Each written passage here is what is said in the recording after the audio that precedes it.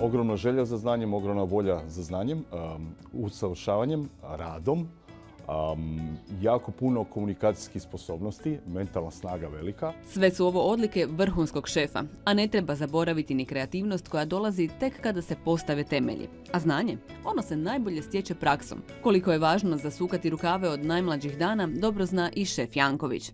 Kako kaže, na svojim počecima je bio zelen i neiskusan, baš kao i svi. Fora je u tome da kada dodajete jaja unutra, da ne smije biti prevruća tava i ne smijete prekuhavati jaja. A kako bi mladim talentima otkrili male tajne velikih majstora kuhinje, udruga Šef kuha doma stipendirat će jednog budućeg kuhara ili kuharicu. Mlade nade bit će mentorirane u ponajboljim hrvatskim restoranima. Mislimo da jedna osoba koja će proći taj jedan proces će biti apsolutno spremna na tržištu da može tražiti posao u vrhunskim restoranima. Nas to kao našu udrugu ispunjava i to je cilj naše udruge, pomagati i ljudima pružati neke stvari koje možda ne bi mogli sami dobiti. Dosad se na njihovu mail adresu prijavilo više od 100 kandidata, a one koji uđu u najuži izbor šefovi će osobno intervjuirati. Za mene ono najvažnije je dobronačke i ljubav prema ljudima. No ovi intervjui neće biti jedini koje će odrađivati Mate. U pripremi je podcast ovog gastro tima s njim na čelu. Ja jako volim pričati sa pametnim ljudima od sebe, zato što se onda tek raste i uči, da budem iskren. Tako da mene veseli izvlačiti jako puno korisnih informacija, prvenstveno zbog sebe. Ja ću se ponašati kao vrlo znatiženo dijete u toj situaciji. Bit će tu red recepata, red razgovora, a cijeli koncept neće biti rezerviran samo za gastronomiju.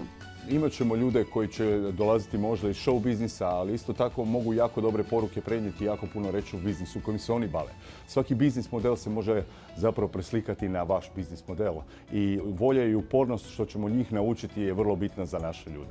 Projektu prilaze jednako strastveno kao i onda kada su kuhali za Banovinu. Danas na situaciju u kojoj su potrebitima pružili pomoć gledaju ispunjena srca. Stvorilo je nova prijateljstva, pomogli smo ljudima koliko smo mogli. Mi bi volili da više nikad ne moramo tako kuhati, ali spremni smo i možemo vrlo brzo reagirati. Humanitarno djelovanje dodatno ih je osnažilo, baš kao i njihovu stranicu. Prvi recept koji je dosegao čak 1 milijun pregleda upravo je Matin omlet. Kada budemo stavili prvi financijski milijun u džep, onda ćemo se počastiti.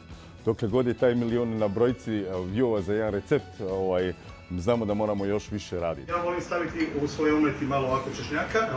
Držat ćemo to malo ovako sa strane. Kuhinja kod kuće je užitak kad kuhaš za prijatelje, ali kad se želiš nekome pokazati ili dokazati, može biti stresno. Njihovoj inspiraciji za nove recepte nema granica. Kulinarstvo je i onako industrija koja se konstantno nadograđuje, dopušta igru i stvaranje novih pravila.